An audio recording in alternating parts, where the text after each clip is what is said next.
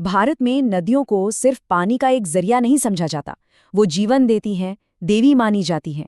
लेकिन आज हमारी यही पवित्र नदियां ना एक बहुत ही गहरे संकट से गुजर रही हैं।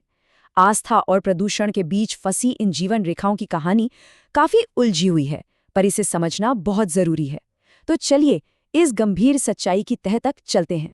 पर्यावरणविद राजेंद्र सिंह की ये बात भारत की आत्मा को छू जाती है। हमारे यहाँ नदियाँ सिर्फ जमीन का एक हिस्सा नहीं है, वो तो हमारी पूरी सभ्यता की पहचान है, जो अपने साथ हमारी संस्कृति और हमारे इतिहास को लेकर बहती हैं। और यहीं पर कहानी में एक बहुत बड़ा और दुखद मोड़ आता है। देखिए, एक तरफ तो हम नदियों की आरती उतारते हैं, उन्हें माँ का दर्जा देते हैं, और दूसरी तरफ हमारी वही नदियाँ दुनिया की सबसे प्रदूषित नदियों में गिनी जा रही हैं। ये जो विरोधाभास है ना, यही इस संकट की जड़ है। तो इस पूरे संकट को समझने के लिए सबसे पहले ये जानना जरूरी है कि भारतीय समाज के लिए नदियों का आध्यात्मिक और सांस्कृतिक महत्व आखिर इतना गहरा क्यों है। हमारे यहाँ तो नदियों को परिवार का सदस्य माना जाता है ना? उन्हें माँ, बहन या देवी के रूप में पूजा जाता है। आप सोचिए, जिंदगी के हर अहम मोड़ पर, जन्म से लेकर मृत्यु तक, सारे संस्कार नदियों के किनारे ही तो होते हैं। चाहे वो गंगा जी की मशहूर आरती हो या फिर नर्मदा परिक्रमा जैसी पवित्र तीर्थयात्रा, ये सब नदियों के साथ हमारे गहरे रिश्ते को ही तो दिखाते हैं। एक सदियों पुरानी प्रार्थना है, गंगे च यमुने चैव गोदावरी सरस्वती नर्मदे सिंधु कावेरी जलेऽस्मिन् सन्निधिं कुरु। ये आज भी हमारे घरों में गूंजती है और ये दिखाती है कि कैसे पूरे देश में हर नदी के लिए श्रद्धा की भावना एक जैसी रही है, जो हमें सांस्कृतिक तौर पर एक दूसरे से जोड़ती है। लेकिन इस पवित्र तस्वीर के ठीक उलट आज की हकीकत बिल्कुल अलग है, और सच कहूं तो काफी डरावनी है। चलिए अब इस संकट की असली तस्वीर देखते हैं। यमुना की कहानी तो शायद इस पूरी त्रासदी का सबसे दिल दुखाने वाला पहलू है। सोचिए, जिन्हें हम देवी यमुना कहते हैं, जिनका इतना धार्मिक महत्व है, वो दिल्ली में घुसते ही एक गंदे नाले में बदल जाती हैं।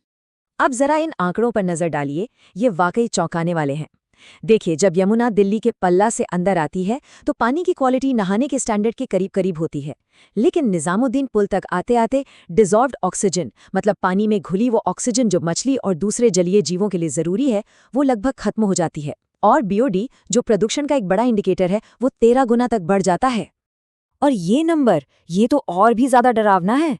कुछ जगहों पर तो यमुना के 100 मिलीलीटर पानी में 1.1 अरब फीकल कॉलीफॉर्म बैक्टीरिया मिले हैं।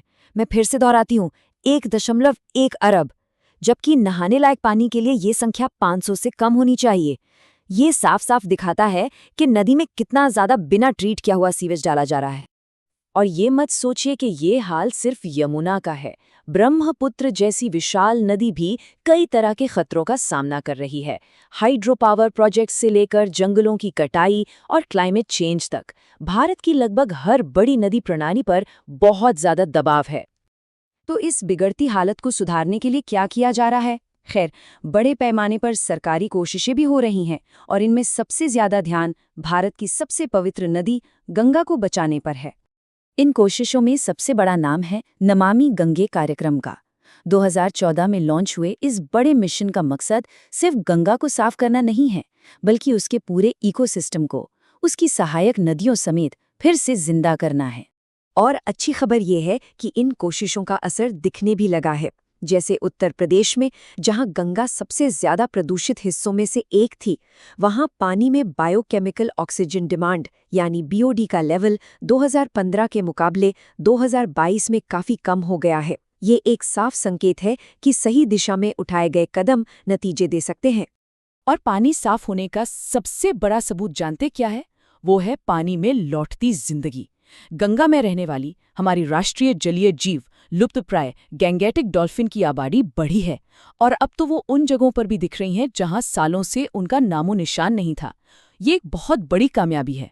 सरकार तो अपना काम कर ही रही है, लेकिन अब बात करते हैं कुछ कमाल के इनोवेशंस की, जो जमीनी स्तर पर इस लड़ाई को एक नई दिशा दे रहे हैं। मिलिए रोबोट से। कल्पना कीजिए, एक ऐसा ऑटोमेटिक रोबोट जो नदी में घूम घूम कर प्रदूषण को खा जाता है। ये रोबोट हर रोज लगभग 600 किलो कचरा नदी से निकाल सकता है। ये टेक्नोलॉजी नदी की सफाई को और भी असरदार बना रही है। ये आइडिया तो वाकई लाजवाब है। हेल्पर्स ग्रीन नाम का एक स्टार्टअप मंदिरों से निकले फूलों को इकट्ठा करता है, जिन्हें अक्सर नदियों में बहा दिया जाता था, और उनसे अगरबत्ती जैसी चीजें बनाता है। इससे न सिर्फ प्रदूषण रुकता है, बल्कि बहुत सी महिलाओं को रोजगार भी मिलता है। और कभी-कभी ना, सबसे बेहतरीन समाधान हमें कुदरत खुद देती है।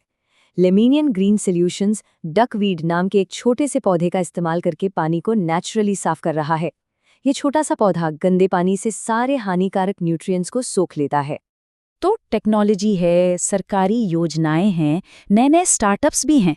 ये सब मिलकर एक उम्मीद तो जगाते हैं, लेकिन एक सवाल अब भी बना हुआ है। ये एक गहरा सवाल है। चलिए, हम नदियों को साफ तो कर देंगे, लेकिन क्या हम उनके साथ अपना वो खोया हुआ भावनात्मक और आध्यात्मिक रिश्ता फिर से जोड़ पाएंगे? और शायद असली जवाब इसी बात में छिपा है। जब तक आने वाली पीढ़ी नदियों को सिर्फ पानी का एक सोर्स मानने के बजाय अपनी सांस्कृतिक धरोहर के रूप में नहीं देखेगी, तब तक कोई भी योजना पूरी तरह से कामयाब नहीं हो सकती। असली बदलाव तो तभी आएगा जब हमारी आस्था और हमारे कर्म दोनों नदियों को बचाने के लिए एक साथ खड़े होंगे।